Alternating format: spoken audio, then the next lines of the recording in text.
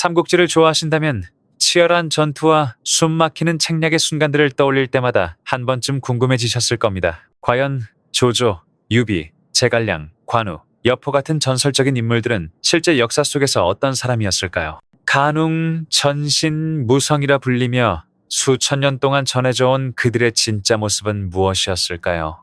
이번 영상에서는 삼국시대를 움직였던 24명의 핵심 인물들의 생애를 짧고 깊이 있게 정리했습니다. 단순한 연대기나 전투 기록이 아니라 그들이 걸어온 운명과 선택, 그리고 역사를 바꾼 비극까지 함께 담았습니다. 끝까지 시청하시면 왜 어떤 이는 성인들로 추앙받고 어떤 이는 역적으로 낙인 찍혔는지, 그리고 세월 속에 잊혔지만 한 시대의 흐름을 바꾼 이름들이 누구였는지 알게 되실 겁니다. 채널 구독과 좋아요로 함께 해주세요.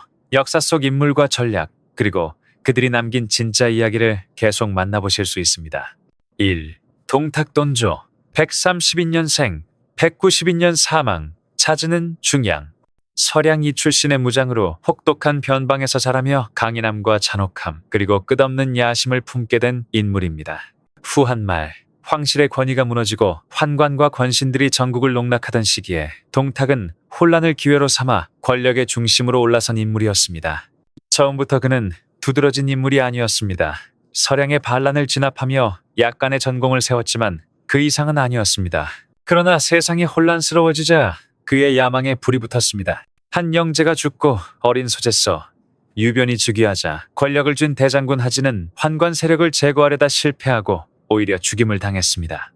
궁정은 순식간에 혼란에 빠졌고 그 틈을 타 동탁은 평난 핑계를 명분으로 군을 이끌고 낙양으로 진입했습니다. 하지만 그의 진짜 목적은 명확했습니다. 바로 권력의 장악이었습니다. 그는 어린 황제를 폐위하고 동생 유협을 새 황제로 옹립해 헌제로 세웠습니다. 그러나 헌제는 이름뿐인 황제였고 실권은 온전히 동탁의 손에 있었습니다. 그는 폭정과 사치, 오만으로 나라를 휘둘렀습니다. 조정 대신들은 그를 두려워했고 백성들은 그의 가혹한 통치에 신음했습니다. 동탁은 자신이 황제라도 된 듯 행동했습니다. 그는 낙양을 불태우고 수도를 장안으로 옮기며 절대 권력을 과시했습니다. 그 과정에서 수많은 백성이 희생되었고 중원은 불길에 휩싸였습니다. 이 잔혹한 행보는 결국 전국적인 반발을 불러왔습니다. 원소, 원술, 조조, 유비 등 제후들이 연합군을 결성해 토탁연합 도동連을 일으킨 것이지요. 하지만 동탁은 서량 출신의 나케데리 간현마, 강력한 군사력과 이퇴, 곽사 같은 장수들의 충성으로 한동안 권세를 유지했습니다. 그러나 그의 몰락은 내부에서 시작되었습니다. 그가 가장 신임하던 양자 여포가 왕윤의 계략에 넘어가 배신하면서 192년 동탁은 여포의 손에 의해 죽음을 맞이합니다. 그의 죽음은 짧지만 피비린내 나는 폭정의 끝이었고 동시에 후한의 완전한 붕괴와 삼국시대의 서막을 알리는 사건이었습니다. 문학 속 동탁은 삼국지연애에서 악의 화신으로 그려집니다. 탐욕스럽고 잔인하며 세상을 피로 물들인 폭군. 그러나 역사가들은 그를 단순한 악인으로만 보지 않습니다. 그는 혼란한 시대가 낳은 괴물, 부패한 체제 속에서 생존을 위해 극단으로 치달은 인간이었습니다. 사란, 만약 평화로운 시대에 태어났다면 그는 그저 한 명의 장수로 남았을지도 모릅니다. 그러나 시대가 혼란했기에 그는 제국을 불태운 첫 불꽃이 되었던 것입니다.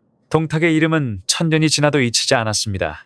그는 권력의 타락을 상징하는 인물로 절대 권력이 어떻게 스스로를 삼키는지를 보여주는 경고의 존재로 남았습니다. 그리고 그의 등장은 피와 불길 속에서 새로운 시대 위, 총고, 옴과 맞서는 삼국의 서사가 시작되는 신호탄이 되었습니다.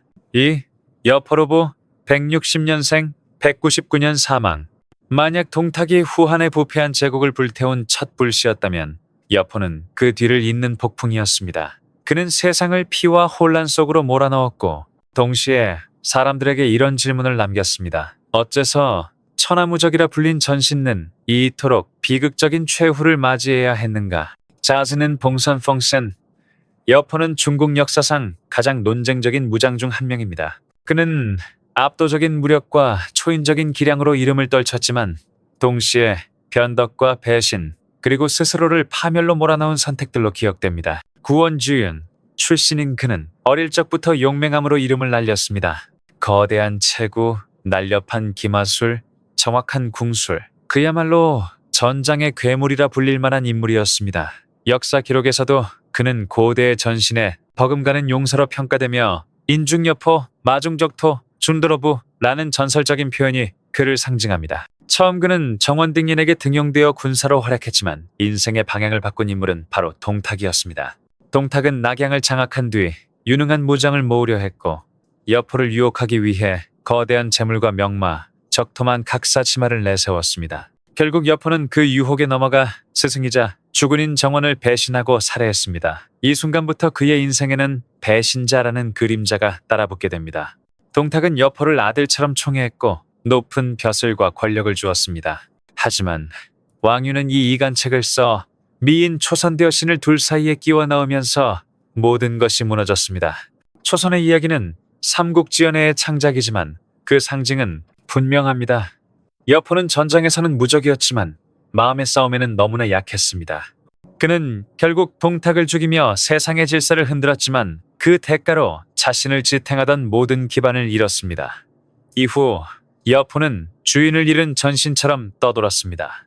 이퇴, 곽사, 원술, 윤주, 장양, 장막, 장안, 조조, 저서, 유비근은 수많은 세력을 오가며 결국 누구에게도 믿음을 얻지 못했습니다. 전장에서 여포는 단연 압도적이었습니다. 호로관 구로관에서 유비, 관우, 장비 삼형제와 맞서 싸운 장면은 전설이 되었습니다. 그러나 그가 아무리 강해도 지략과 신뢰가 결여된 무력은 오래가지 못했습니다. 생의 마지막 무대는 서주시저였습니다.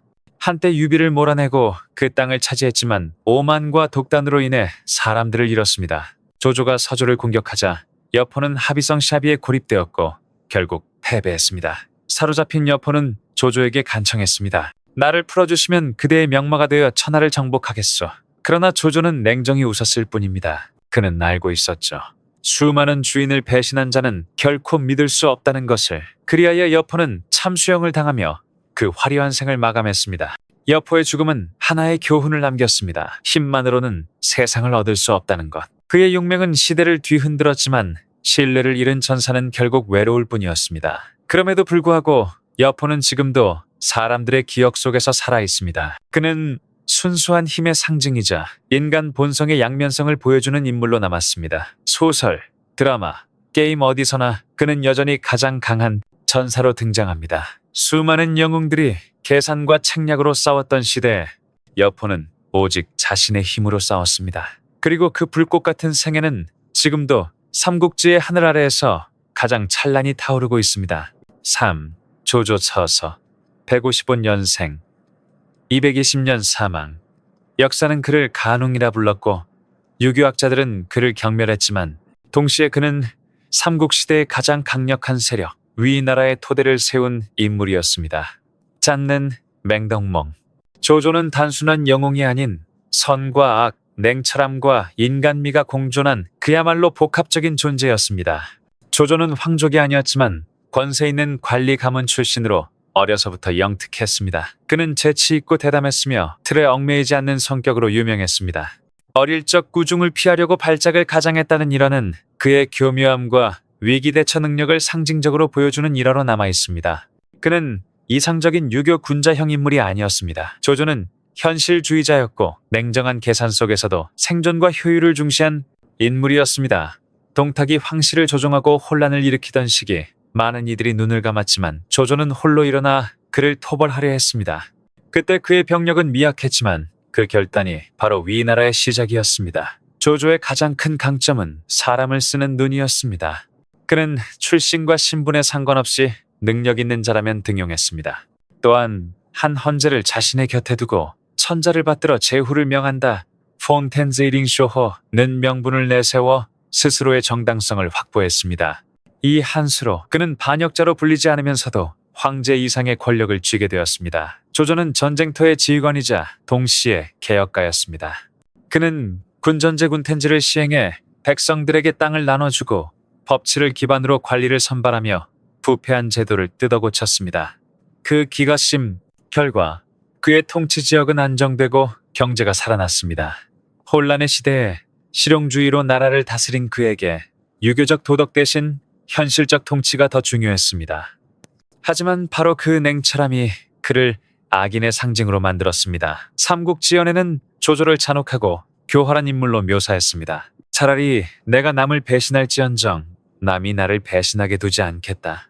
이 유명한 말은 그를 간웅으로 각인시켰습니다. 그러나 역사적으로 보면 그것은 단순한 잔혹함이 아닌 약육강식의 시대를 살아남기 위한 냉정한 논리였습니다. 조조는 또한 뛰어난 시인이기도 했습니다. 그의 시에는 전쟁의 고독, 인생의 무상함, 그리고 권력자의 쓸쓸함이 녹아 있습니다. 그와 두 아들 조비식은 건한 삼족엔 안산라 불리며 중국 문학사에 찬란한 발자취를 남겼습니다.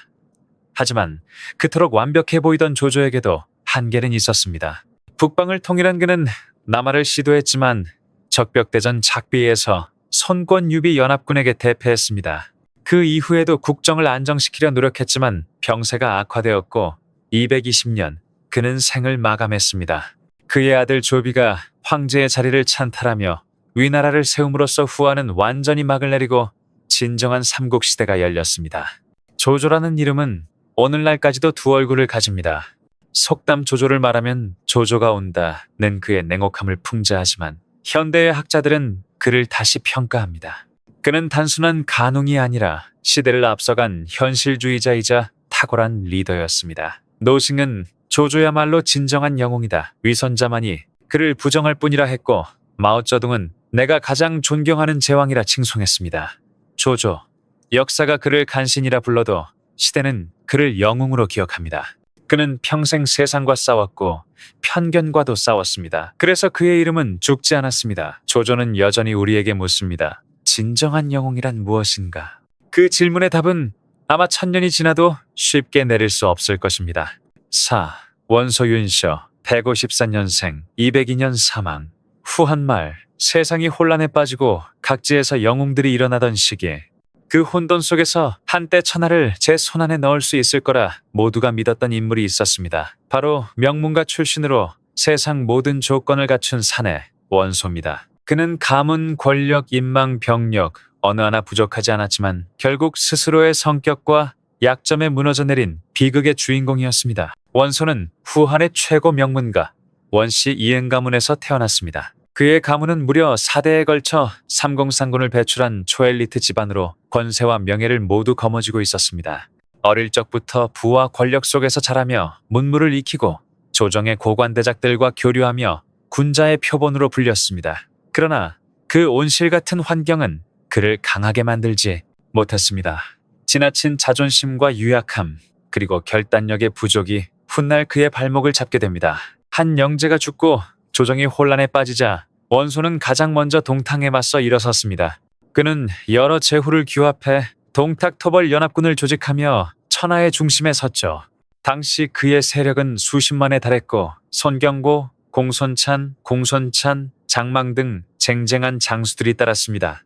모두가 그를 시대의 구원자라 여겼습니다. 하지만 원소는 지도자의 자리에 어울리지 않았습니다. 판단이 느리고 감정에 흔들리며 권력을 잡기보다는 눈치 보는 데 익숙했습니다. 결국 연합군은 내부 갈등으로 붕괴했고 원소는 기회를 놓쳤습니다. 이후 그는 북방으로 물러나 희주그, 청주그 등지에 세력을 구축하며 조조와 어깨를 나란히 하는 강자로 성장했습니다. 그의 아래에는 허유, 전풍, 풍기 같은 모사와 안량의 문추움 같은 용장들이 있었습니다. 당시 조조는 겨우 연주의 작은 군벌에 불과했지만 원소는 천하의 절반을 차지한 거물이었습니다. 그러나 세상은 역설적이죠. 모든 걸 가진 자가 단 하나의 싸움에서 모든 걸 잃었습니다. 그 전투가 바로 관도대전입니다. 병력은 조조의 몇 배, 보급은 넘쳐났고 승리는 당연해 보였습니다. 하지만 원소는 자신의 판단만 믿고 모사들의 충언을 무시했습니다.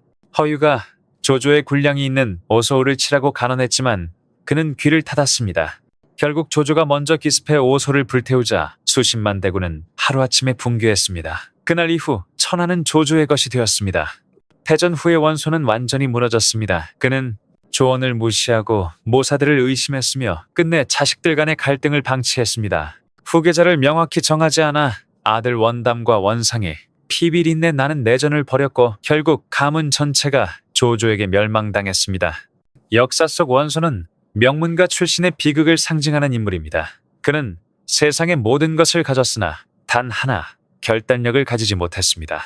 뛰어난 재능을 가진 부하들을 믿지 못했고 감정과 자존심이 이성을 가렸습니다. 조조는 단 한 번의 기회를 잡아 천하를 뒤집었지만 원소는 수많은 기회를 놓치며 스스로 무너졌습니다. 그러나 원소의 존재를 폄하할 수는 없습니다. 그의 부상과 몰락이 있었기에 삼국의 질서가 세워졌고 조조가 그 자리를 차지할 수 있었습니다. 그의 인생은 냉정한 진실 하나를 남겼습니다. 세상을 얻는 자는 강한 몰락이 있었기에 자가 아니라 스스로를 이긴 자이다. 원소 태어날 때부터 날개를 달고도 스스로 쇠사슬에 묶인 사내. 그는 패자였지만 동시에 시대가 남긴 교훈 그 자체였습니다. 원술 윈주스 155년, 199년. 동안 말기의 혼란 속에서 수많은 영웅들이 등장했지만 그 중에서도 원술은 가장 특이하고 비극적인 인물로 남았다. 그의 삶은 교만이 어떻게 멸망을 부르는가를 보여주는 대표적인 사례였다. 그의 사촌형 원소가 우유부단함으로 몰락했다면 원술은 정반대로 오만함과 허황된 욕망으로 자멸했다. 명문가 출신으로 태어난 원술은 어릴 적부터 귀족의 풍요와 권세를 당연하게 여겼다. 집안은 4대째 3공을 배출한 명문 중의 명문이었고 그는 자연스럽게 권력의 중심에서 성장했다. 하지만 그 배경은 그에게 현실을 보는 눈 대신 허영과 자만을 심어주었다. 젊은 시절부터 화려한 의복과 의식을 즐기며 마치 자신이 이미 제왕이라도 된 듯 군림하려 했다. 동탁에 난 이후 혼란이 커지자 원술은 유주에서 세력을 모아 회남 일대를 장악했다. 풍요로운 땅과 튼튼한 군세를 바탕으로 그는 잠시나마 중원의 유력 군벌로 자리 잡았다. 손견, 손책 부자와의 동맹을 통해 남방까지 영향력을 뻗쳤고 수많은 병사와 자원을 거느리며 자신의 시대가 왔다고 확신했다. 그러나 그 확신은 곧 파멸의 씨앗이 된다. 197년 원술은 스스로 황제를 칭하며 중간이라 국호를 세웠다. 이는 당시 모든 세력에게 충격이었다.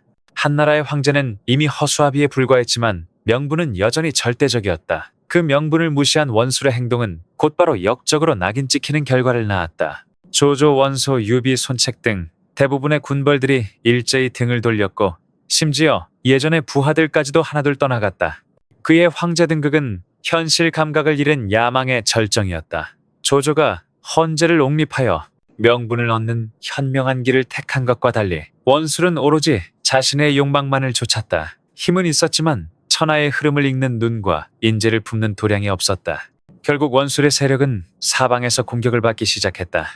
손책은 독립을 선언하며 강동으로 떠났고 조조는 군세를 집중해 그를 압박했다.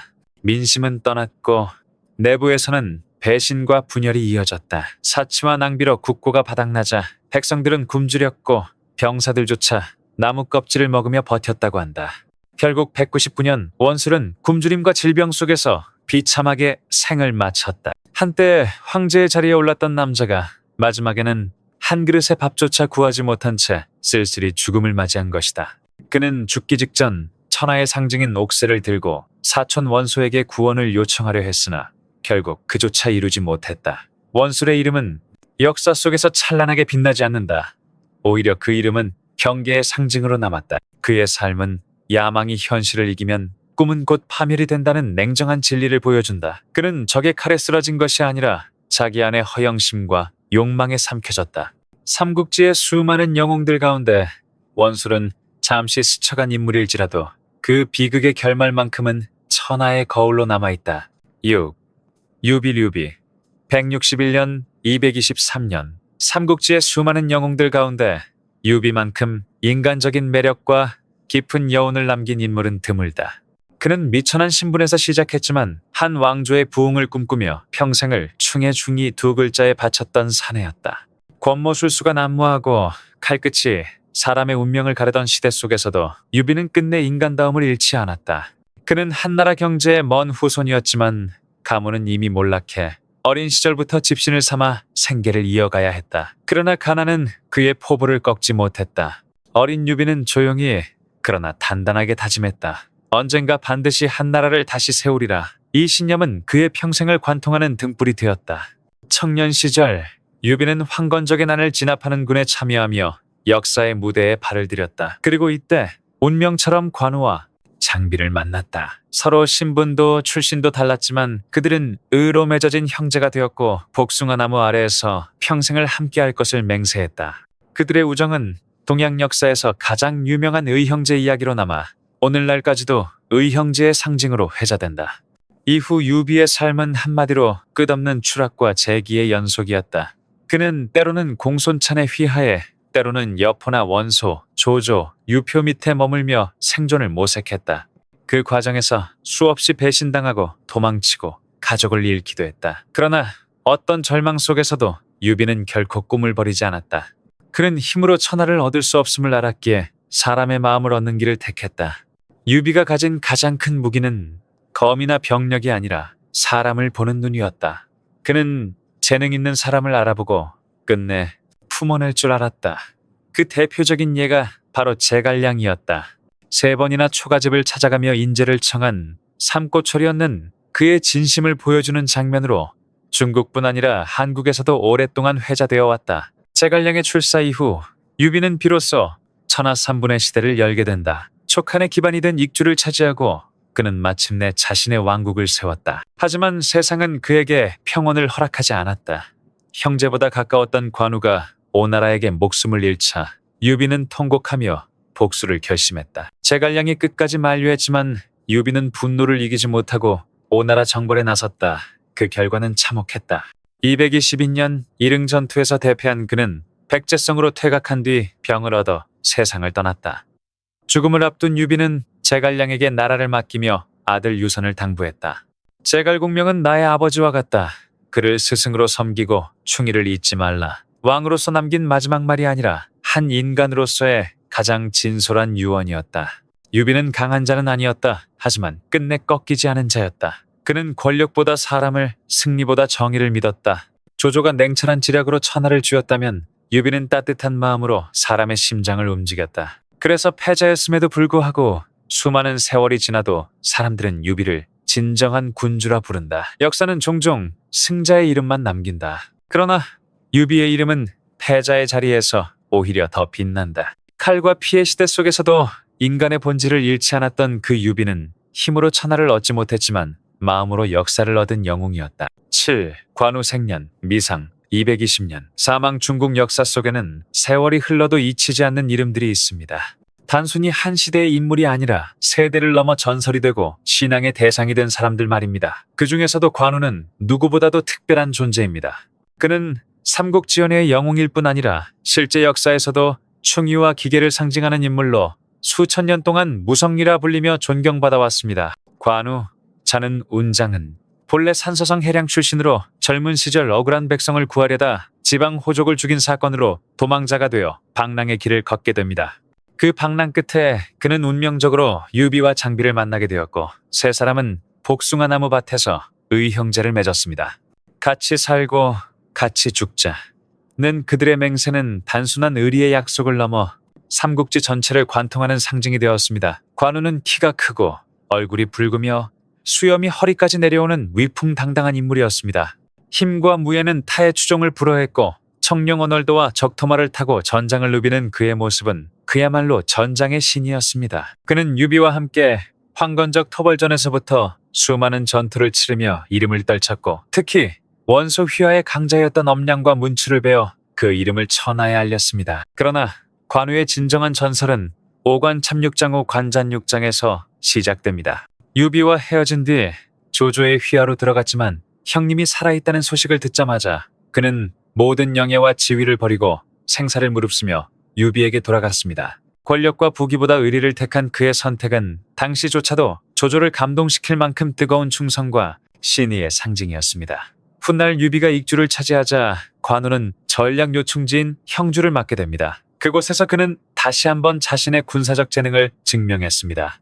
219년 번성전투에서 그는 조인의 대군을 격파하고 한수의 둑을 터뜨려 적군을 수몰시켰습니다. 이때 조조가 두려워 도성을 옮길까 고민했다는 기록이 남아있을 정도로 그의 위세는 하늘을 찔렀습니다. 이 전공으로 인해 그는 무성리라 불리며 공자의 문성리과 나란히 존숭받게 되었습니다. 하지만 영광의 절정에서 비극이 시작되었습니다. 지나친 자부심과 강직한 성격이 그의 약점이 되었던 것입니다. 손권이 동맹 강화를 위해 혼인을 제안했을 때 관우는 이를 거만하게 거절했고 그 일은 결국 옴나라의 분노를 샀습니다. 조조와 손권이 손을 잡자 형주는 순식간에 함락되었고 관우는 퇴각 중 마성에서 포로로 잡혀 처형당했습니다. 그의 죽음은 단순한 패장이 아닌 한 시대의 상징이 쓰러지는 순간이었습니다. 그는 끝까지 충과 의를 지키며 살아갔고 권력 앞에서도 고개 숙이지 않았습니다. 그래서 사람들은 그를 비난하기보다 더욱 존경했습니다.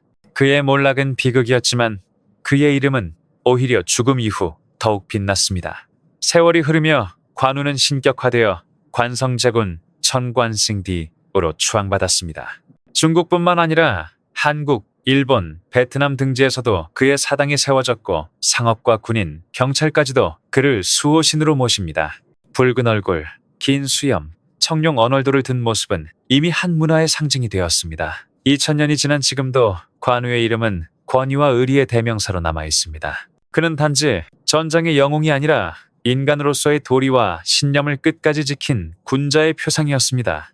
관우 피와 혼으로 살아 숨쉬는 전설, 그리고 영원히 꺼지지 않는 충의의 불꽃이었습니다.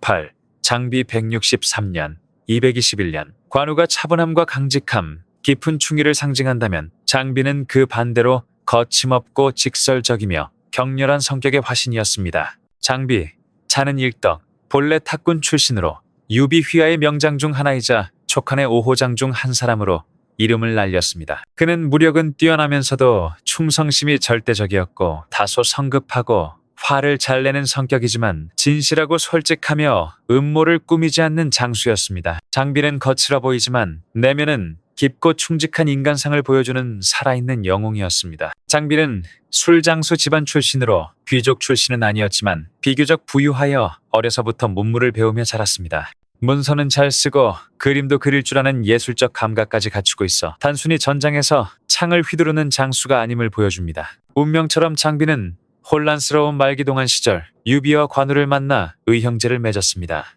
세 사람은 복숭아밭에서 같이 살고 같이 죽자는 맹세를 하고 평생 함께했습니다. 장비는 유비를 따라 각종 전쟁과 난관을 함께하며 주군을 지키기 위해 스스로 위험을 무릅썼습니다. 특히 장비의 대표적 전공 중 하나는 장판교 전투입니다. 그는 혼자서 조조의 후군을 막고 다리 위에서 나는 장익덕이다. 감히 건드릴 자 누구인가?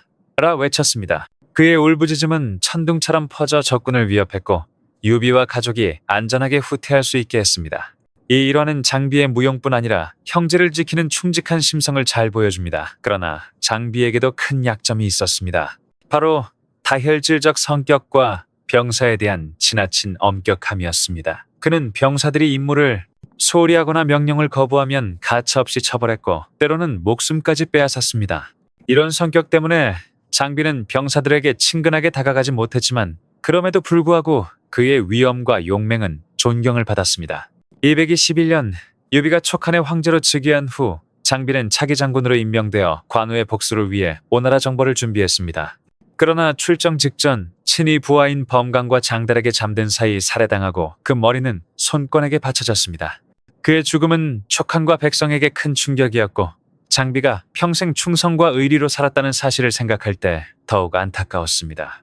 비극의 원인은 그의 성격에서 비롯되었습니다. 지나치게 엄격하고 때로는 잔혹했던 성정이 병사들을 압박했고 결국 그가 자신도 모르게 죽음으로 이끈 것입니다.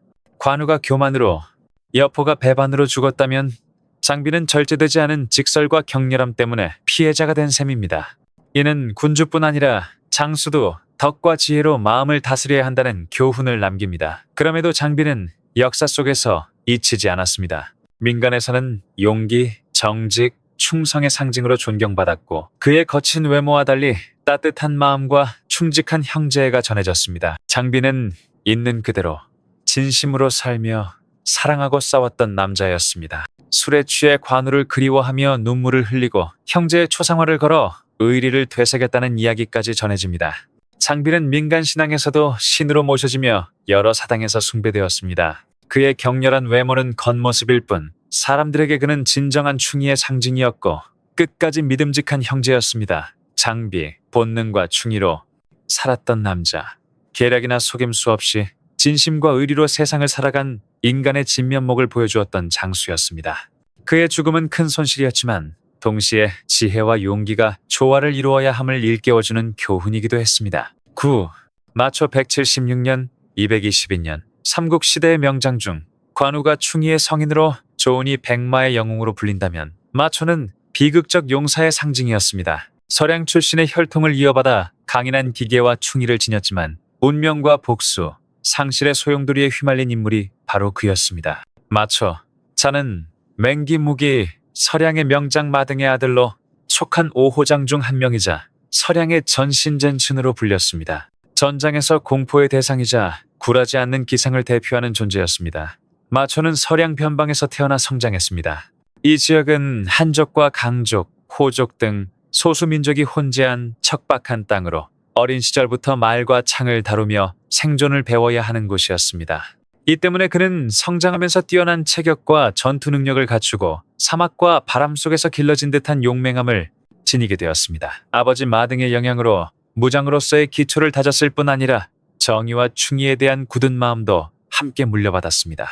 마등이 조조에게 살해당하자 마초는 분노와 복수심에 불타올랐습니다. 그는 즉시 군세를 모아 한태와 연합하고 조조에 맞서 반란을 일으켰습니다. 211년 동관 전투에서 그는 조조의 방어선을 위협하며 위기감을 조성했고 조조마저 변장하고 도망칠 정도로 그의 전공은 전설처럼 회자되었습니다. 당시 조조는 마초는 진정한 호랑이 장수다 라고 극찬했다고 전해집니다. 하지만 단순한 무력만으로 정치적 음모를 이길 수는 없었습니다. 조조는 연합을 분열시키는 계략으로 마초와 한태 사이를 갈라놓았고 마초는 과신과 순진함으로 인해 동맹을 잃고 군세가 흩어져 유랑하며 고난과 외로움 속에서 떠돌게 됩니다. 한때는 공포의 대상이었던 그가 이제는 도망자 신세가 된 가장 참담한 시기였습니다. 절망의 순간 마초는 유비를 만나게 됩니다. 유비 역시 수많은 실패와 유랑을 경험한 인물로 그 인간적 면모와 충에 한왕조 복원의 뜻에 감명받은 마초는 촉한에 귀속하여 온 힘을 다해 복수와 국익을 위해 헌신합니다. 촉한에서 그는 뛰어난 무예와 사격 능력을 발휘하며 동시에 가족과 혈통을 잃은 아픔을 안고 살아갑니다. 마초는 곧 군대의 기둥으로 자리 잡았습니다. 촉주점령에 큰 공을 세워 유비가 새로운 나라를 세우는 토대를 마련하는 데 기여했습니다. 221년 유비가 촉한의 황제로 즉위하자 마초는 전장 지휘관으로 임명되어 관우, 장비, 조운, 황중과 함께 5호장으로 이름을 떨쳤습니다. 그러나 그의 마음 한켠에는 여전히 풀지 못한 안이 자리했습니다. 조조에게 복수하지 못했고 아버지와 가문의 죽음을 되돌릴 수 없었으며 동관 전투에서의 패배는 여전히 아픈 상처였습니다. 222년 마초는 40대 초반의 나이로 비교적 평화로운 촉한에서 생을 마감했습니다. 뜻을 완전히 이루지 못했지만 사람들의 마음속에서 그는 여전히 굴하지 않는 전신이자 진정한 용맹과 충의의 상징으로 남았습니다. 엄격하고 신중한 제갈량조차 마초의 죽음을 애도하며 일생 충의에 흔들림이 없었던 장수라 칭송했습니다. 삼국지연에서도 마초는 비극적이면서도 장대한 인물로 그려집니다.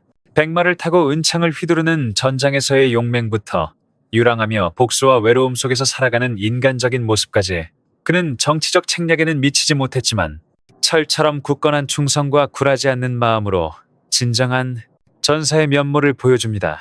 마초는 정치인이 되기 위해 태어난 것이 아니라 전장에서 살고 죽기 위해 태어난 영웅이었습니다.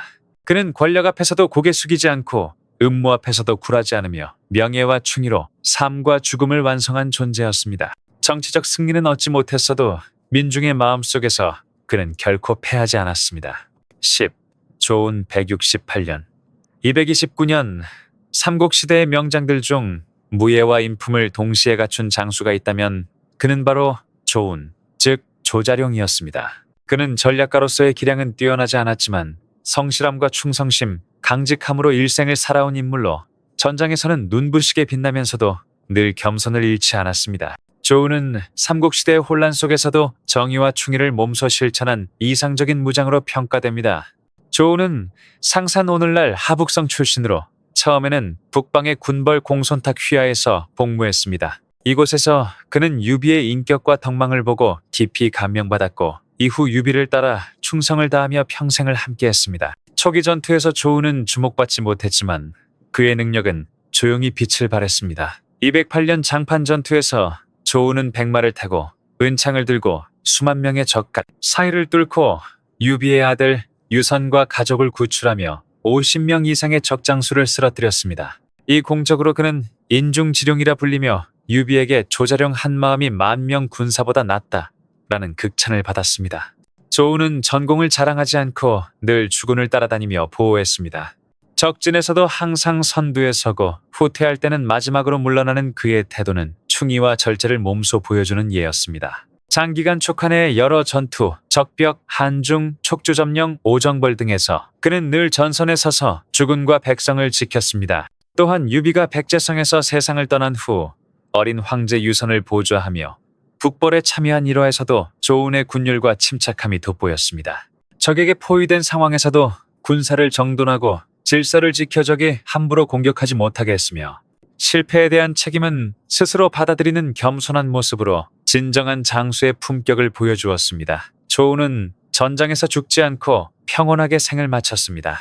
229년 사망할 때까지 그는 유비를 중심으로 섬기며 명예나 권력에 연연하지 않고 오직 나라와 주군을 위해 헌신했습니다. 그의 충성심과 올곧은 성품은 후세 사람들의 마음에 깊이 새겨졌고 그를 기리는 사당과 전설은 오늘날까지 이어집니다. 조우는 말없이도 영웅으로 빛났으며 칼과 창을 휘두르지 않아도 진정한 충의와 용맹을 보여주었습니다. 그는 겸손과 충성으로 자신의 시대를 살아낸 진정한 장군, 그리고 후세에 영원히 기억될 조자룡이었습니다. 10일 황중 생년 미상 220년 삼국시대의 명장 중에서도 나이와 혈통이 아닌 오직 실력과 꿋꿋한 정신으로 사람들의 존경을 받은 장수가 바로 황중이었습니다. 조운의 젊음, 조운의 겸손이나 관우의 용맹, 장비의 격렬함과는 달리 황중은 세월의 풍파 속에서 은은히 빛나는 불꽃과 같았습니다. 그는 평범해 보이지만 단단한 인품과 끝까지 장수로서의 도리를 지킨 인물로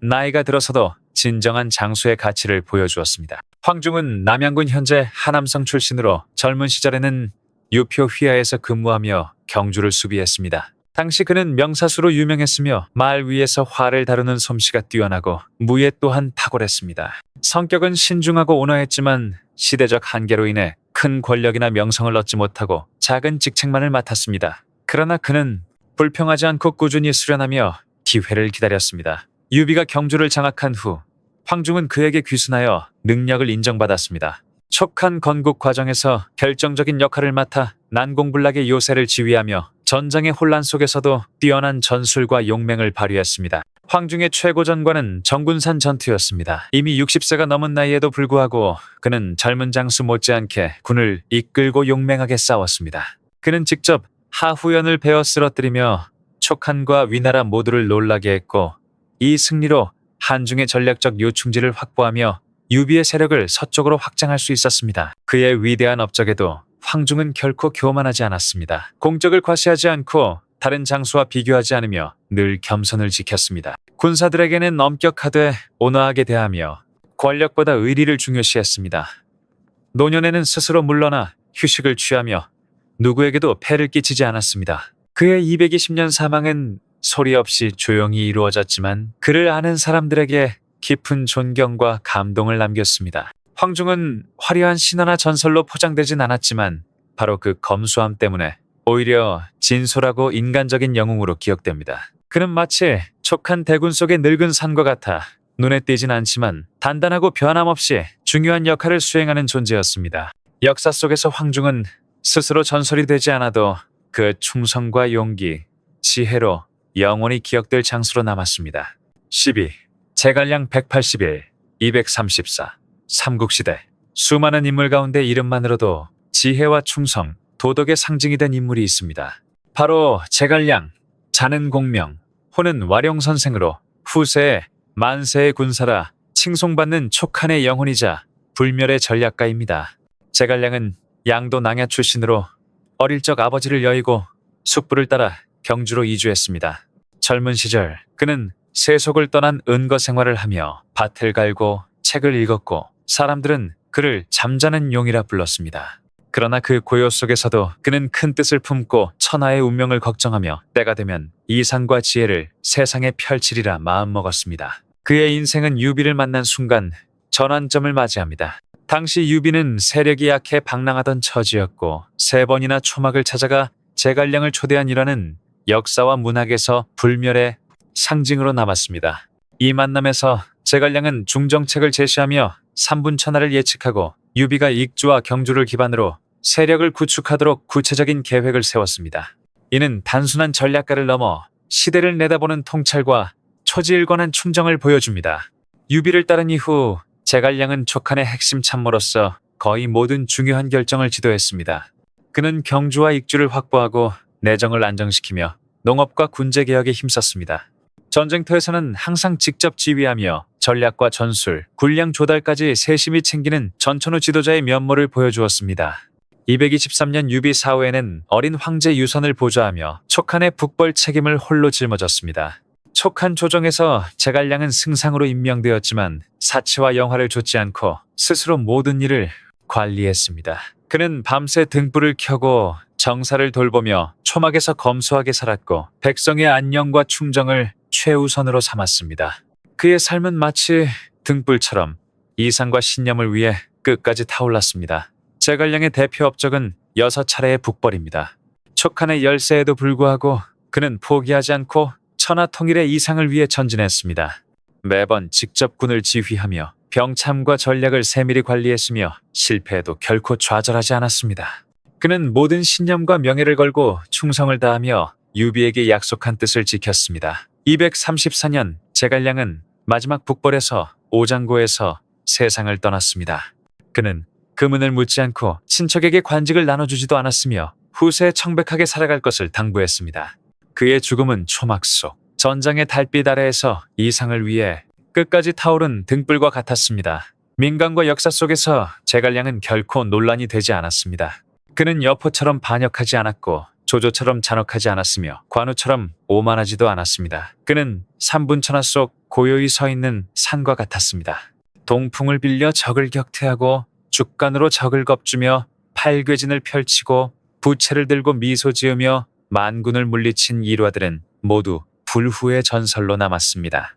제갈량 결코 사익을 좇지 않고 이상을 위해 살며 동지와 적 모두에게 존경받고 천하를 위한 마음으로 죽음을 맞이한 인간의 상징. 1000년이 지난 지금도 그는 역사와 정의, 겸손과 불굴의 정신을 사랑하는 모든 이들의 마음속에 살아있습니다. 13. 손권 182. 252 삼국을 이야기할 때 사람들은 흔히 유비와 조조의 대결을 떠올리지만 남방의 한쪽을 굳건히 지키며 약 60년간 왕조의 기초를 세운 인물이 없다면 그 그림은 완전하지 않습니다. 바로 손권입니다. 그는 손견의 아들이자 손책의 동생으로 동호를 삼국의 강국 중 하나로 만든 장본인입니다. 깊은 책략과 거대한 무력의 시대 속에서 손권은 형처럼 용맹함으로 돋보이지 않았고 제갈량처럼 천재적인 지략으로 이름을 떨치지도 않았지만 끈기와 통찰력, 통치 능력으로 동호를 굳건히 세운 지도자였습니다. 손권, 자는 중모, 아버지 손견이 전장에서 일찍 세상을 떠나고 형 손책마저 젊은 나이에 암살당하면서 그의 어깨에 막중한 책임이 놓였습니다. 20대 초반의 젊은 나이에 나라를 이끌어야 하는 상황, 많은 이가 그가 과연 능히 감당할 수 있을지 의문을 품었지만 손권은 기대를 저버리지 않았습니다. 그는 동호 내부를 안정시키고 인재를 중용하며 강력한 정권을 구축해 하류 장강 지역의 기반을 단단히 다졌습니다. 손권은 형 손책과 달리 무력에만 의존하지 않고 정치와 군사, 부드러움과 단호함을 조화롭게 사용했습니다. 그는 주유, 노숙, 장초 같은 전임 공신을 존중하고 후에는 육손, 장횡, 감령 등 인재를 중용하여 동호의 명성을 높였습니다. 이러한 개방적 인재 정책 덕분에 동호는 삼국 경쟁 속에서도 안정된 세력으로 자리 잡을 수 있었습니다. 손권 경력의 가장 빛나는 순간은 적벽대전입니다. 208년 조조가 남쪽으로 대군을 이끌고 내려왔을 때 강동 전체가 위기에 빠졌습니다.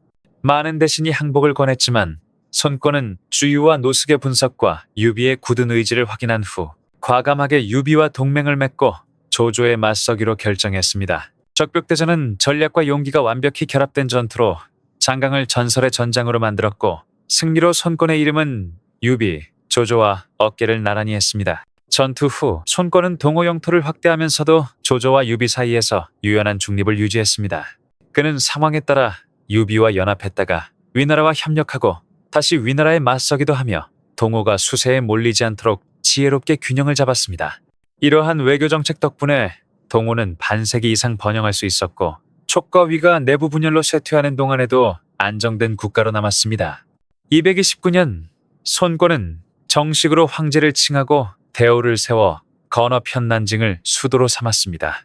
이는 동호가 더 이상 속국이 아닌 위촉과 어깨를 나란히 하는 독립, 왕조로 자리 잡았음을 의미합니다. 그의 통치 아래 동호는 안정과 번영을 누렸고 교육과 농업, 국경 방어에 힘썼습니다. 물론 손권도 말년에는 잘못된 판단을 내리기도 했습니다. 태자를 세우면서 황실 내부 권력 다툼이 일어나고 많은 충신이 희생되었지만 동호가 무너지는 일은 없었습니다. 전반적으로 손권은 삼국시대에서 보기 드문 명군이었고 아버지와 형이 남긴 나라를 지키고 발전시켰으며 후대에게 권력을 안정적으로 물려주었습니다.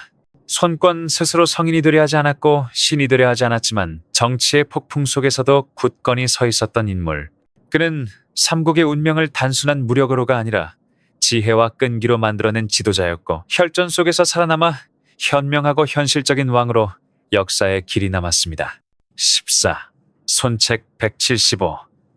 삼국시대 동호를 이야기할 때 사람들은 흔히 손권을 떠올리지만 그 기초를 닦은 이는 바로 형 손책입니다. 손권이 나라를 지켰다면 손책은 나라를 열었고 소패왕 강동이라는 칭호가 역사 속에서 그에게 붙은 이유이기도 합니다. 젊은 나이에 큰 뜻을 품고 나라의 기틀을 마련했지만 운명은 그리 길지 않아 그의 업적은 아쉬움 속에 남았습니다. 손책, 자는 박부, 손견의 장남으로 어린 시절부터 남다른 기계를 보였습니다. 용맹하고 지혜로우며 말을 타고 활을 쏘는 솜씨도 뛰어났습니다. 성품은 호탕하고 포용력이 있었으며 주변 사람들의 존경과 신뢰를 받았습니다. 그 모습은 한나라 말기의 장수 항우를 연상시킬 만큼 당당하고 의협적이었습니다.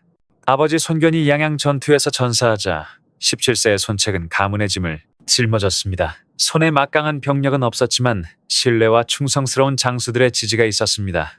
그는 원술에게 병력을 빌려 강동 지역을 점령하고 작은 힘으로 연이어 승리를 거두며 장강 하류 지역을 장악했습니다.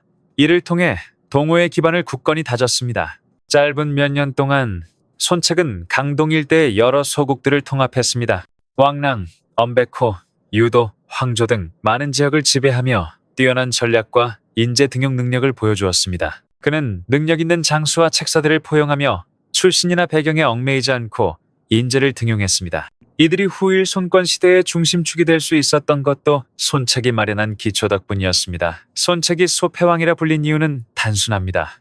혼란한 세상 속에서도 젊은 나이에 넓은 지역을 안정시키고 무력뿐 아니라 도덕과 법을 중시하며 백성을 다스렸기 때문입니다. 항복한 자를 무차별로 처형하지 않고 포용과 신의를 중시한 통치 방식은 전쟁의 시대에 보기 드문 관용이었습니다. 덕분에 강동은 안정과 번영을 누렸고 후일촉과 위와 맞서 싸울 수 있는 든든한 후방이 되었습니다. 그러나 절정에 달한 순간 비극이 찾아왔습니다. 200년 조조가 북쪽에서 원술과 전쟁 중일 때 손책은 기회를 틈타 허도 점령과 한원제 포획을 계획했지만 사냥을 나간 도중 암살당했습니다.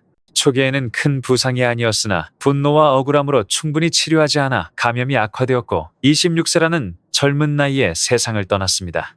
죽기 전 손책은 모든 권한을 18세의 동생 손권에게 맡겼습니다. 자신의 죽음은 오히려 나라와 백성을 생각하는 마음과 성숙한 통치 의지를 보여주는 증거였습니다. 그는 권력을 붙잡지 않고 가문 내 분쟁을 남기지 않으며 후계에게 나라를 맡기는 지혜와 관용을 보여주었습니다.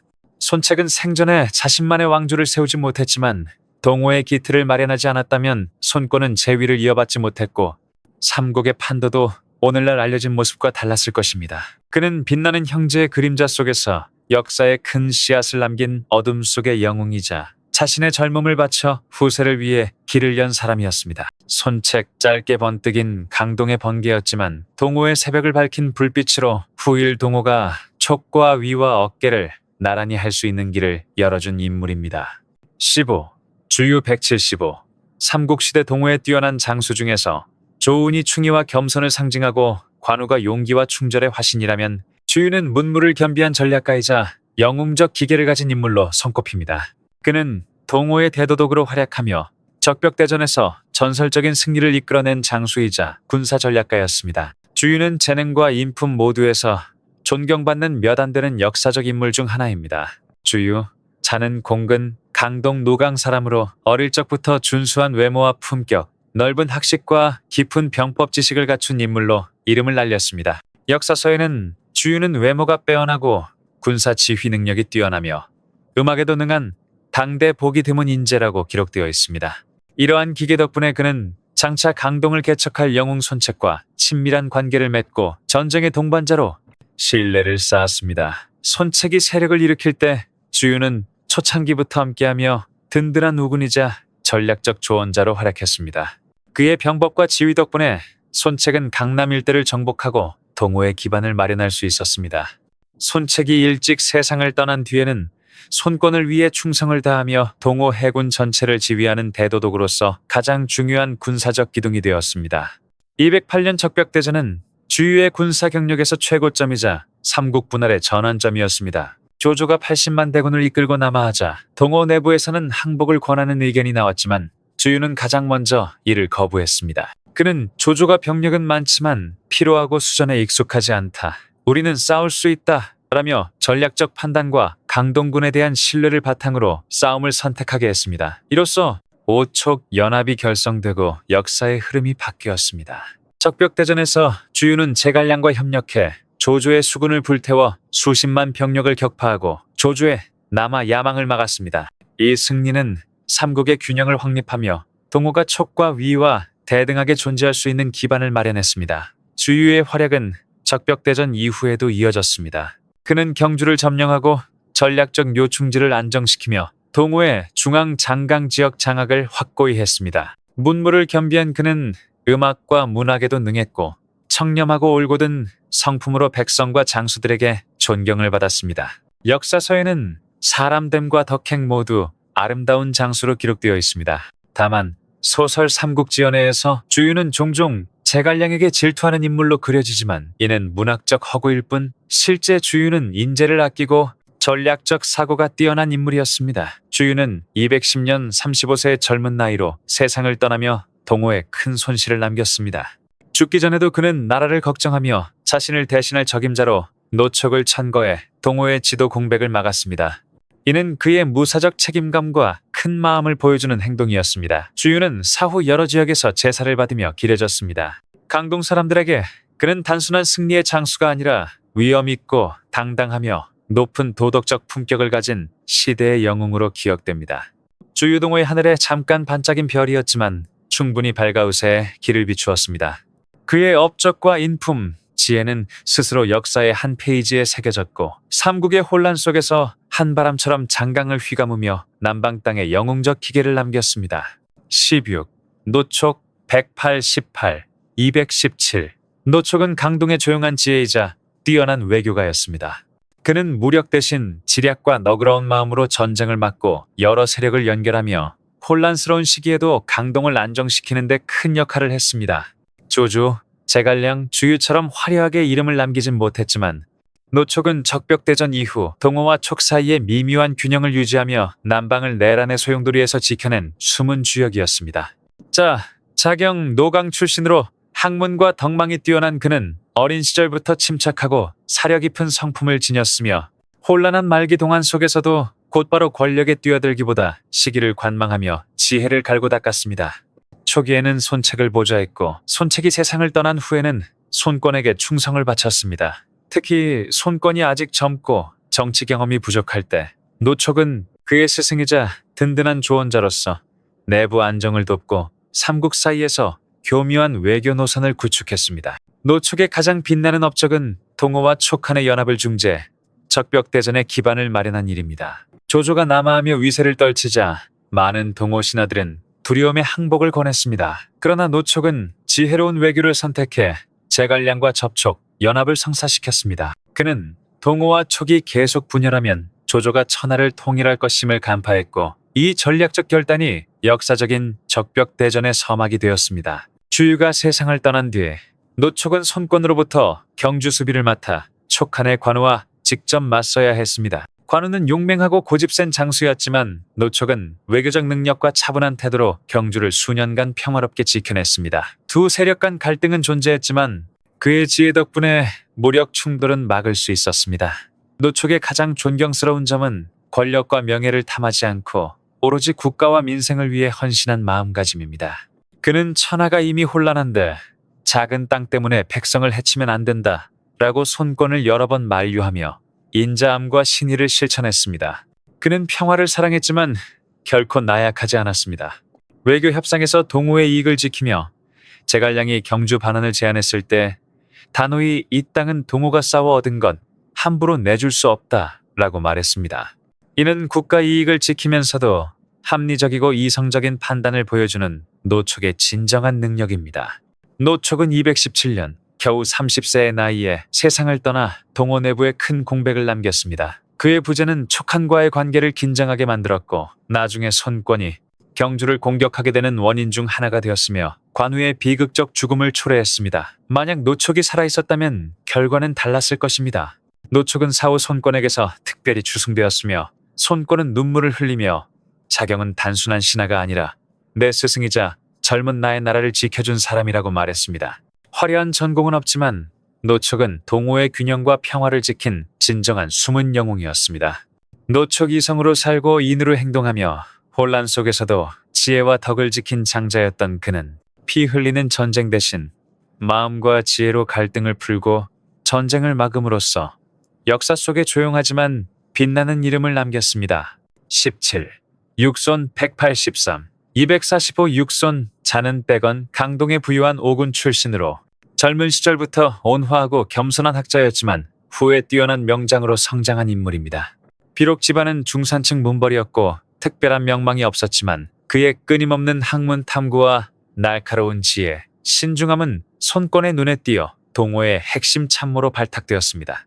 처음에는 전장보다는 정치와 정책 보좌에 주력했지만 시대가 그를 군사로 이끌었습니다. 관우가 지키던 경주를 공격할 때 육손은 노련한 장수 여몽과 함께 기습작전을 펼쳐 관우를 포로로 잡고 경주를 거의 피해 없이 장악했습니다. 여몽이 병으로 세상을 떠난 후 육손은 그 지위를 이어받아 동호의 최고 군사인 대도독으로 자리 잡았습니다. 육손의 절정은 222년 유비가 관우의 죽음과 경주 상실에 분노하며 수십만 촉군을 이끌고 동호를 침공한 시기입니다. 당시 손권은 잠시 왕으로 등극한 상태였고 갑작스러운 공격에 혼란스러웠습니다.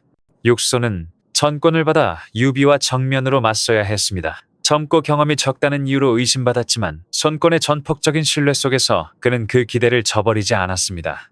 초반 전투에서 그는 직접 충돌을 피하며 산과 강을 이용한 방어 전략으로 촉군의 사기를 저하시켰습니다. 육손의 차분한 전략 앞에서 유비는 평소처럼 빠르게 승리할 수 없었고 결국 인내 끝에 화공을 통한 대반격을 감행하게 됩니다.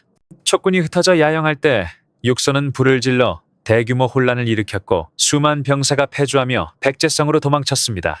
이 승리는 동호의 역전극이자 촉한의 야망을 완전히 꺾은 전투로 기록되었습니다. 전쟁 후 육손은 교만하지 않고 영예를 탐하지 않으며 고향으로 돌아가 학문과 어머니를 돌보는 삶을 원했습니다. 손권은 그에게 후한자기를 내렸지만 육손은 여전히 소박하게 살았습니다. 이후에도 그는 법제와 교육 등 국정 운영에 참여하며 전쟁뿐 아니라 정치에서도 능력을 발휘했습니다. 하지만 말년은 비극적이었습니다. 그는 손권이 태자를 세우려는 계획에 반대했는데 이는 내부 분열의 씨앗이 되었고 결국 정치적 고립을 초래했습니다. 말년의 육손은 외롭고 자신이 지킨 나라가 내부 권모술수로 위협받는 현실에 마음 아파했습니다. 245년 그는 세상을 떠났습니다. 손권은 훗날 말했습니다. 육손의 여릉이 없었다면 우리 손씨 가문은 이미 무너졌을 것이다. 역사도 그를 동호의 3대 명장 중 하나로 기록하며 주유, 정보와 어깨를 나란히 합니다. 화려한 이름을 남긴 관우나 조응과 달리 육손은 침착하고 결단력 있는 장수로 가장 고요할 때 가장 무섭다는 진리를 몸소 보여준 인물입니다. 육손, 학자 같은 장수, 수많은 전투를 이긴 청렴한 영웅. 전쟁의 혼돈 속에서도 그는 큰 소리 없이도 단 한 번의 적절한 행동으로 역사를 바꾸는 영웅임을 증명했습니다. 18. 조비 187 226 삼국시대 위나라를 이야기할 때 대부분 사람들은 조조를 떠올리지만 한나라 400여 년의 역사를 마감하고 새로운 시대를 여니는 바로 그의 아들 조비였습니다. 위나라를 세운 초대 황제로서 그는 삼국의 역사가 본격적으로 새 페이지를 여는 출발점이 되었습니다. 조조라는 거대한 그림자 속에서도 조비는 뛰어난 문학적 재능과 날카로운 정치적 감각을 지닌 인물이었으며 때로는 냉혹한 결단으로 논란을 불러일으키기도 했습니다. 조비, 자는 자환, 조조와 정실 부인 편씨 사이에서 태어난 둘째 아들입니다. 어린 시절부터 총명하고 차분하며 형제들과는 다른 독특한 기질을 보였으며 책을 즐겨 읽고 문학과 웅변에 뛰어나 아버지와 함께 국가 대사를 논하기도 했습니다. 전쟁이나 무예에서는 형 조장이나 조식에 비해 두각을 나타내지 못했지만 조조는 조비의 정치적 통찰력과 예리한 사고를 높이 평가했습니다. 하지만 왕위 계승의 길은 결코 평탄하지 않았습니다. 형 조식은 뛰어난 시제와 고든 성격으로 많은 문신들의 지지를 받았으나 지나치게 강직하고 융통성이 없어 아버지의 신임을 잃었습니다. 반면 조비는 감정을 잘 드러내지 않으면서도 인심을 얻고 적절한 균형을 유지하며 궁중 내 여러 파벌을 조율할 줄 알았습니다. 220년 조조가 세상을 떠나자 조비는 신속히 한원제를 압박해 양위를 받아내고 한나라를 멸망시키며 위를 세웠습니다. 수도를 낙양으로 정하고 스스로 황제에 올라 부패하고 쇠퇴한 한나라를 마감하고 삼국시대의 새로운 질서를 열었습니다. 당시 일각에서는 이를 천자를 빼앗은 왕이라고 비판했지만 역사적 시각에서 보면 불가피한 조치였으며 무혈로 안정적으로 이루어진 점은 그의 정치적 능력을 보여줍니다. 조비는 즉위 후 문화를 중시하며 문제라는 연호를 사용하고 학문과 법도를 통해 국가를 다스렸습니다. 학자들을 중용하고 교육을 장려하며 사회 질서를 유지하는 한편 스스로도 뛰어난 문인으로서 건한 칠자 가운데 하나로 꼽히며 중국 역사상 가장 문학적인 황제 중 하나로 평가받습니다. 그러나 외유내강의 겉모습 뒤에는 냉정하고 때로는 잔혹한 정치적 결단이 있었습니다. 권력을 공고히 하기 위해 잠재적 위협을 과감히 제거했고 유명한 사례로 조식을 칠보시로 압박한 사건이 있습니다. 조식은 형제 간의 갈등을 담은 시를 지어 완성했지만 결국 평생 유폐되는 운명을 피하지 못했습니다. 이로 인해 조비는 냉정한 형제이자 단호한 군주로 후세에 기억됩니다. 대외적으로는 동호와 촉한에 여러 차례 공격을 시도했지만 큰 성과를 거두지는 못했습니다. 아버지 조조처럼 뛰어난 명장을 갖지 못했기 때문입니다. 그럼에도 내정을 안정시키고 행정을 발전시킨 덕분에 조비 치세의 위나라는 삼국 중 가장 강력한 국가로 남았습니다. 226년 40세의 나이로 세상을 떠난 조비는 아들 조예에게 왕위를 물려주며 잘 정비된 행정과 강력한 군사력을 남겼습니다. 전쟁에서의 화려한 업적은 부족했지만 정치적 역량과 냉철한 판단력으로 위나라를 안정시킨 유능한 황제로 평가받습니다. 역사 속 조비의 이미지는 경애와 논쟁이 교차합니다. 어떤 이는 그를 냉혹한 찬탈자로 형제를 제거한 인물로 평가하고 다른 이는 개혁자이자 시대적 권력 전환을 이끈 지도자로 봅니다. 아마 두 관점 모두 맞는 말일 것입니다. 역사는 단색이 아니며 그 복잡함 속에서 조비는 삼국시대 가장 생각할 거리를 주는 인물로 남아있습니다. 19. 조식 192.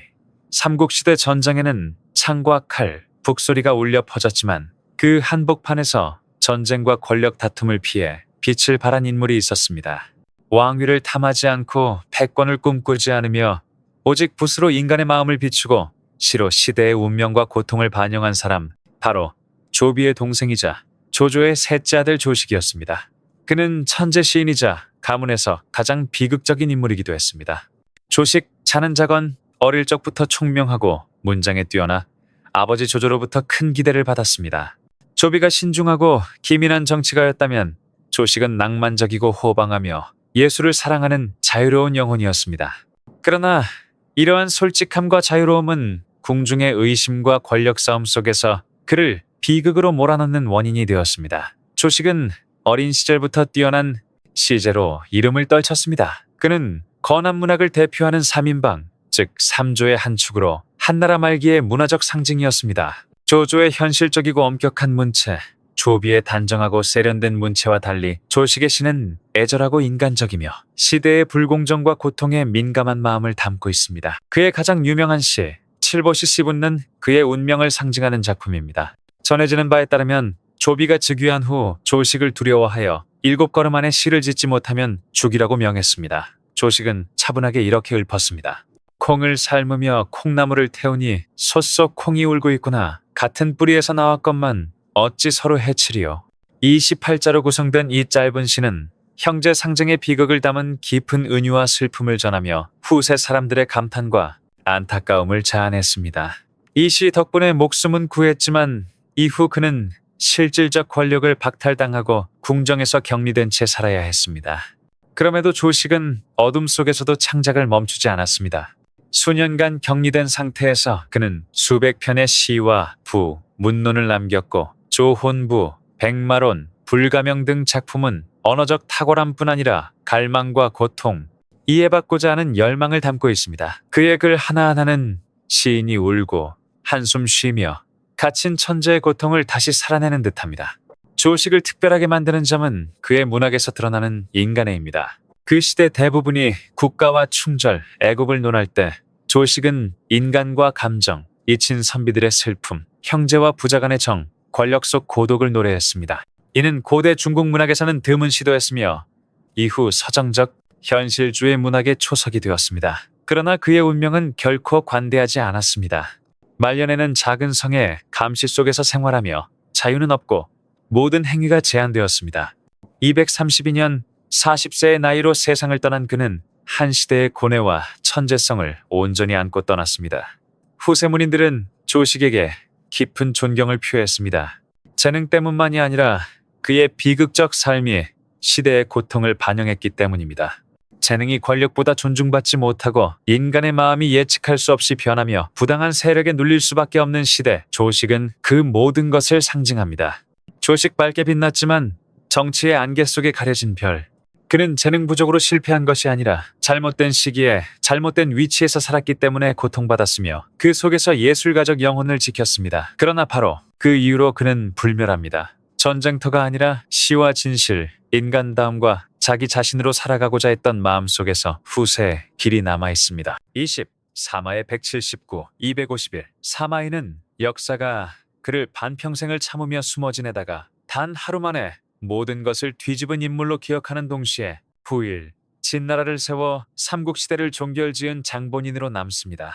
사마에 자는 중달, 하남의 명문가에서 태어나 학문과 지혜가 뛰어났습니다. 젊은 시절부터 그는 남다른 통찰력과 천문, 역수, 병법에 능했지만 극도로 신중하고 조심스러우며 참을성이 뛰어났습니다. 그 때문에 조조가 세력을 넓히던 시절에도 그는 건강을 핑계로 관직을 피하며 정치 소용돌이에 휘말리지 않으려 했습니다. 하지만 조조는 그의 능력을 간파하고 쉽게 속지 않았습니다. 조조의 협박으로 결국 사마이는 어쩔 수 없이 관직에 들어서며 그렇게 장대하고 위험천만한 정치 인생이 시작되었습니다. 초기에는 충직하게 근무하며 명예를 추구하지 않고 조비를 보좌하며 조비가 즉위할 수 있도록 조정의 신하들을 설득하는 중요한 역할을 맡았습니다. 이 공로로 그는 점차 신임을 얻고 중요한 권한을 맡게 됩니다. 조비가 위나라를 세운 후 사마이는 전략가로서의 능력을 발휘했습니다. 그는 군사 지휘관으로 널리 알려지진 않았지만 국경을 안정적으로 방어하며 청나라의 북벌을 여러 차례 좌절시켰습니다. 이 시대 최고의 지략가였던 제갈량과의 대결에서도 그는 움직이지 않음으로써 움직임을 깨뜨리는 방식을 선택하며 적의 사기를 소모시키는 냉철한 전략을 구사했습니다. 사마이는 대회뿐 아니라 내정에서도 교묘했습니다. 조의 아들과의 시기 속에서도 그는 반항하지 않고 참으며 충성을 다했습니다. 조의 사후 권력이 조상조의 후계자에게 넘어가자 사마이는 마침내 본격적으로 정치적 힘을 발휘합니다. 249년 그는 낙양에서 기습 정변을 일으켰습니다.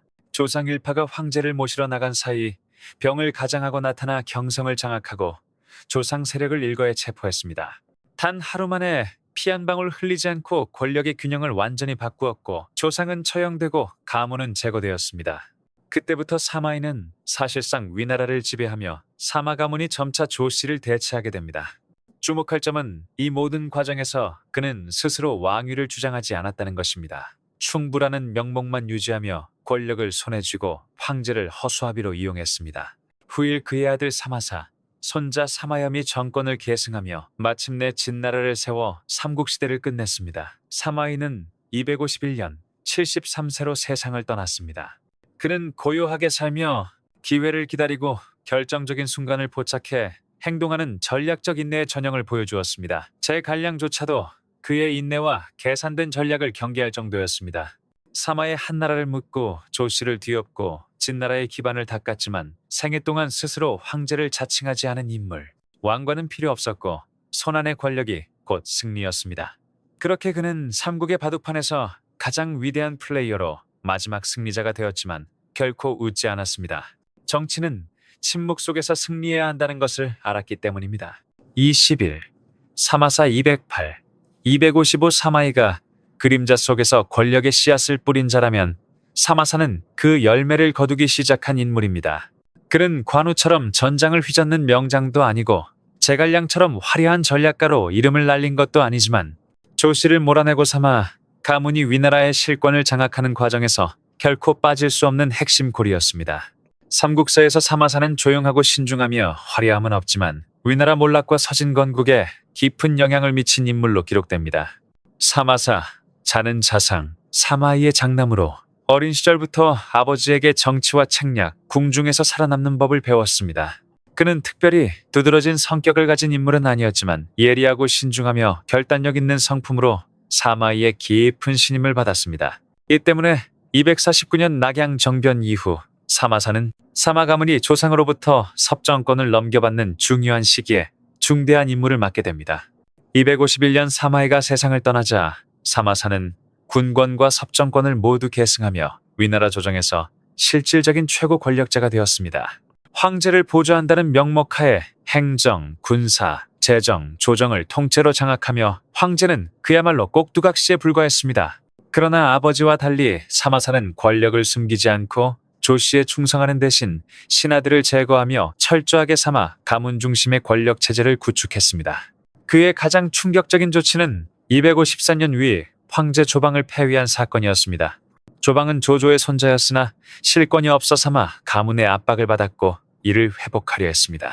사마사는 주저하지 않고 정변을 일으켜 조방을 폐위하고 더 통제하기 쉬운 조모를 즉위시키며 위 왕조가 명목상으로만 남게 됐음을 보여주었습니다. 사마사는 매우 현실적이고 영리했지만 필요할 때는 단호하고 냉정했습니다.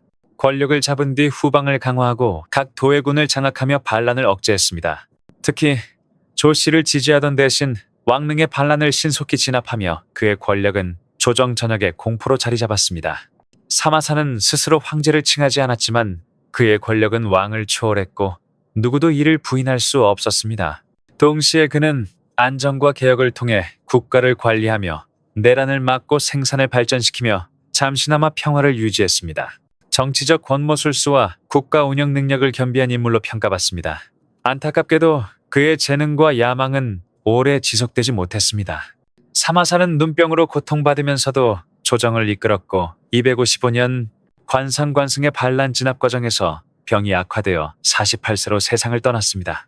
그의 죽음은 사마 가문이 권력을 은밀히 장악하고 최종 정변을 준비하던 전환기의 끝을 의미합니다. 사마사 사후 동생 사마참이 뒤를 이어 영향력을 확대하고 결국 위나라를 멸망시키고 진나라를 세웠습니다. 사마사는 스스로 황제를 칭하지 않았지만 조씨 왕조를 몰아넣고 새로운 왕조를 여는 마지막 벽돌을 놓은 인물로 역사 속에서 말없이 깊이, 말없이 두려움을 주는 자로 기억됩니다. 사마사 등극하지 않아도 왕조를 바꿀 수 있었던 사람. 정치가 곧 무기였던 시대, 그는 그 무기의 달인이었고 위나라의 마지막 등불을 끈 인물이었습니다. 22. 사마조 211 265. 사마이가 권력의 씨앗을 뿌렸고 사마사가 그것을 다듬었다면 사마조는 마침내 그 열매를 거두는 인물입니다. 그는 위나라의 마지막 장을 닫고 진나라가 역사 무대에 오르는 길을 열었습니다. 삼국사에서 사마조는 야망을 숨기지 않았지만 때를 기다릴 줄 아는 자로 불렸습니다.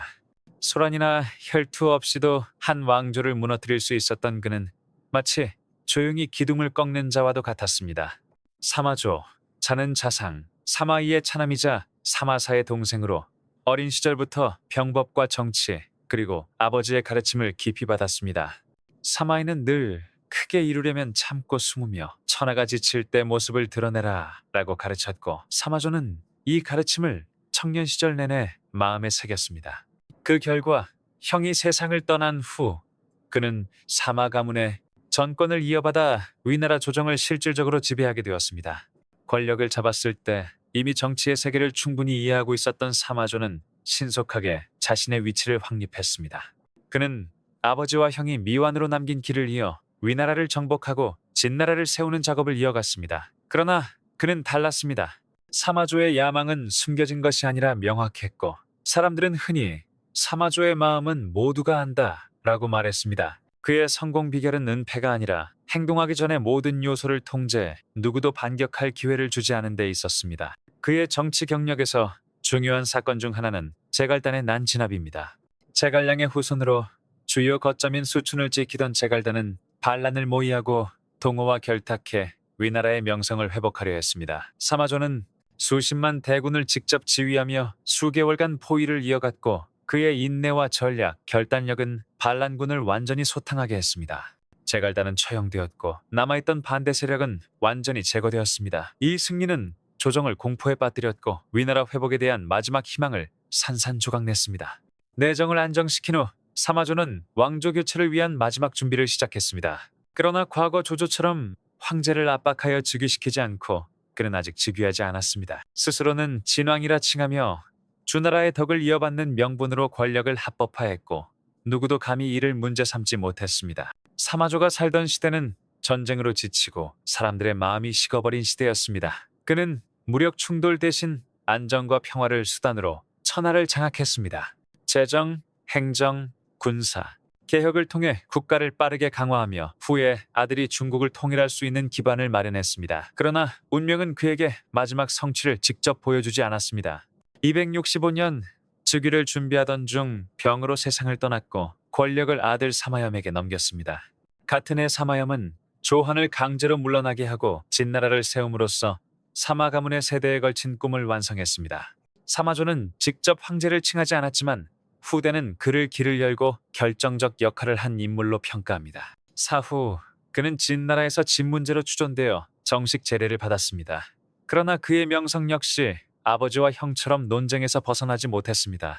어떤 이는 그를 나라를 세운 인재라 칭찬했고 또 다른 이는 반역자로 권모술수로 왕위를 빼앗은 상징이라 비판했습니다. 그럼에도 혼란한 시대의 영웅처럼 사마조의 옳고 그름은 도덕이 아니라 결과로 평가됩니다.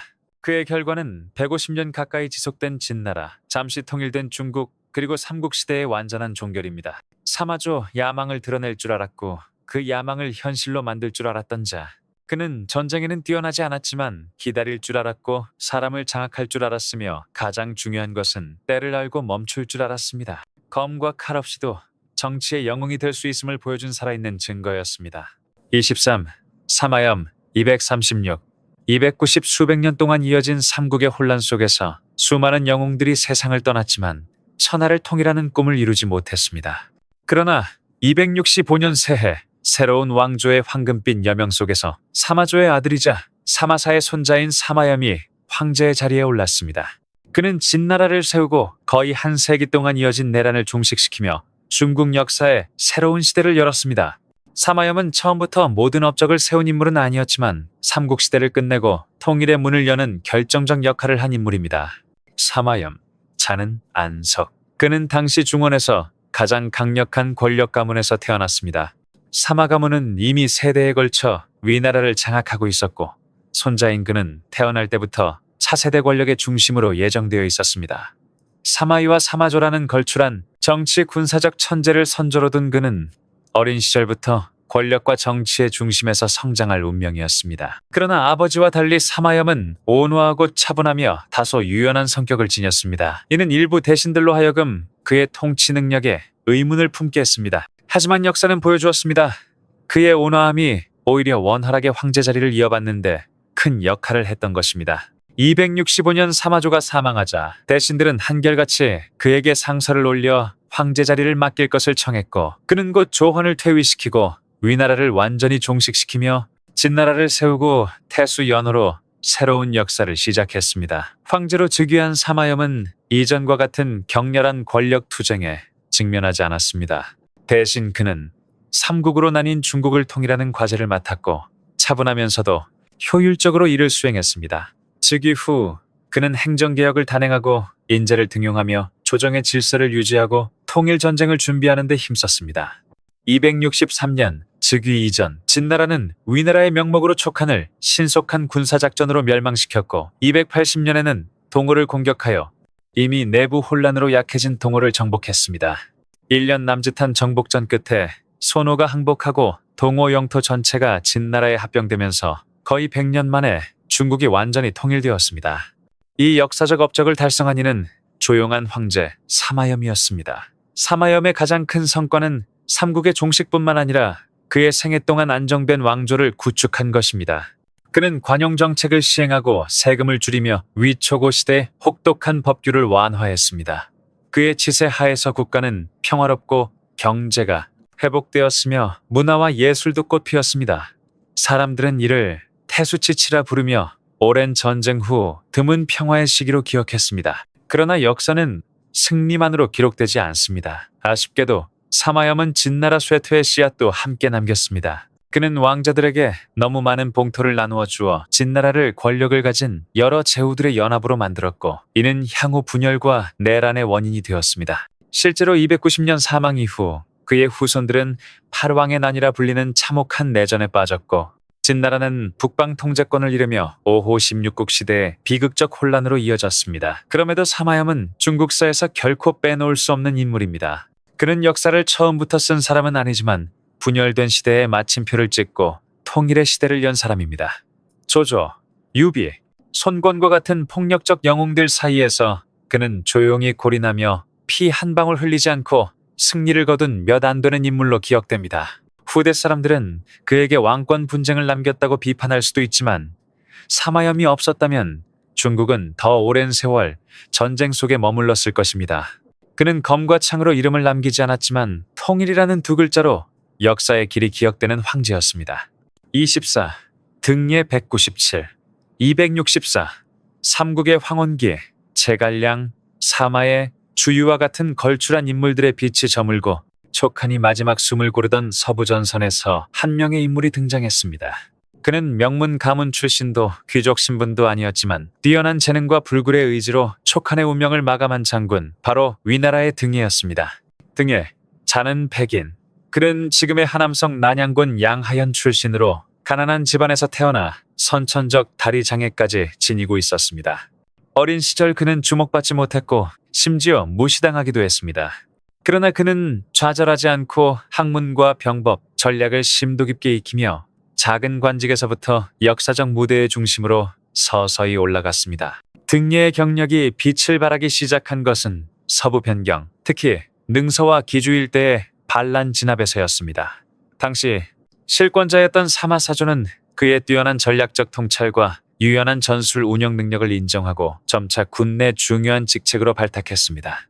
그의 경력의 정점이자 역사적 하이라이트는 263년 촉한 정벌입니다. 제갈량이 사망한 이후 촉한은 점점 약화되었지만 지형과 결속력으로 존속하고 있었습니다. 그러나 사마조가 집권한 위나라 조정은 촉한을 완전히 제거하기로 결정하고 등예는 총대장으로 임명되어 종해와 함께 촉한을 다각도로 공격했습니다. 등예는 예상 가능한 안전한 경로 대신 위험하고 거의 불가능한 은평 산맥을 넘어 공격을 감행했습니다. 많은 이들이 반대했지만 그는 굳건히 계획을 고수했고 결과는 성공적이었습니다. 그의 군대는 신속히 산을 넘어 촉한군의 후방을 기습, 성도까지 포위하며 촉한은 단 한 달 만에 멸망했습니다. 유소는 항복했고 80여 년의 촉한 역사가 막을 내렸습니다. 등예는 서촉을 중앙에 통합하는 데 큰 공을 세워 촉백성의 존경과 위나라 군사의 칭송을 받았습니다. 그러나 승리는 동시에 그를 위태롭게 했습니다. 촉한을 점령한 등예는 안정적인 통치를 위해 온정 정책을 시행했지만 동료 종해가 이에 질투하며 음모를 꾸몄습니다. 종회는 반역을 계획했지만 등예가 이를 발각했고 복수를 위해 등예를 모함했습니다. 결국 사마조는 화를 내며 군사를 보내 등예를 체포했고 그는 아들과 함께 처형당했습니다. 등예의 죽음은 중국 역사에서 흔히 반복되는 비극을 보여줍니다. 큰 공을 세운 자일수록 오래 살지 못한다는 사실입니다. 한신과 팽월에서부터 등예에 이르기까지 뛰어난 공적을 세운 이들은 종종 잠재적 위험으로 여겨 제거당했습니다. 사마조조조는 충성된 신하라도 강하면 천하의 재앙이 된다고 말하며 씁쓸히 이를 인정했습니다. 역사적으로 등예는 삼국 말기 가장 위대한 장군 중 한 명으로 평가됩니다. 그는 단순히 전술에 뛰어난 것만이 아니라 전략적 통찰과 인간적 통치력까지 겸비했습니다. 황제에 오르지 않았고 왕조를 세우지도 않았지만 80년간 존속한 촉한을 끝냈다는 사실만으로 그의 이름은 역사 속에 길이 남습니다. 등예. 어린 시절부터 장애와 가난 속에서 태어나 권력의 정상에 올랐으나 결국 자신의 영광으로 인해 쓰러진 장군. 그의 삶은 한 시대를 축소한 그림자와 같으며 위대한 전공조차 반드시 생명을 보장하지 않는다는 영웅의 씁쓸한 현실을 보여줍니다.